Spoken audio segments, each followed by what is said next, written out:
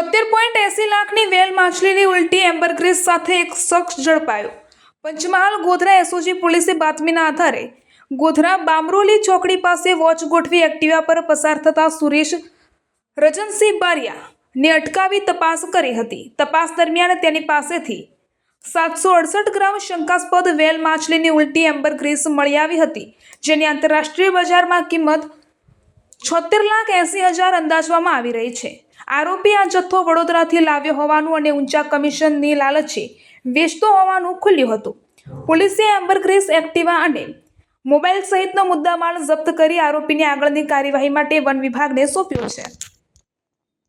IGP Shri RV એસઆરએ સાહેબ, પંચમહાલ વિભાગ, police અધિક્ષક શ્રી ડૉક્ટર હરેશભાઈ દુધાત સાહેબની સૂચના અને માર્ગદર્શન હેઠળ એસઓજી પંચમહાલના પોલીસ ઇન્સ્પેક્ટર આર.એ. પટેલ અને તેમની ટીમના પીએસઆઈ અને પોલીસ માણસો વન્ય પ્રાણીઓના અવશેષો અને પદાર્થોની શોધમાં રહેવાને કાયદેસર કાર્યવાહી કરવાની સૂચના આધારે પીએસઆઈ બી.કે. ગોહિલનાઓએ આજરોજ ગોધરા બામરોલી ચોકડી નજીક એક એક્ટિવા ચાલક પાસે આ પ્રકારનો પદાર્થ લઈને જતો હોવાની હકીકત આધારે તે એક્ટિવા રોકી અને એની ડિક્કી ખોલાવી અને તપાસ કરતા એની અંદરથી વેલ માછલીની ઉલટી, જેને એમ્બરગ્રીસ કહેવામાં આવે છે, જે કુલ્લે 768 ગ્રામની, જેની અંદાજિત કિંમત ₹76,80,000 થાય છે, તે મળી આવતા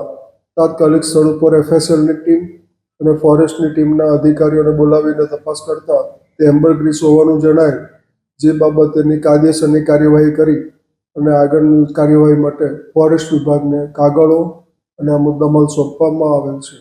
પ્રાથમિક તપાસમાં હાલમાં તો એના કહેવા મુજબ એ વડોદરાથી લાવેલ હોવાનું જણાવે છે, પરંતુ ખરેખર ઊંડાણપૂર્વકથી તપાસ કરવામાં આવે તો ખરેખર આમાં બીજા કોણ કોણ સંડોવાયેલા છે, ક્યાંથી લાવે છે તે જાણવા મળે। દેશ અને દુનિયાના સમાચાર જોવા માટે અમારી ચેનલ વાત્સલ્યમ સમાચારને સબસ્ક્રાઇબ કરો અને બેલ આઇકોન પર ક્લિક કરો, જેથી આપને રોજે રોજની તમામ અપડેટ મળતી રહે। સાથે જ અમારા ફેસબુક અને ઇન્સ્ટાગ્રામ પેજને ફોલો કરો।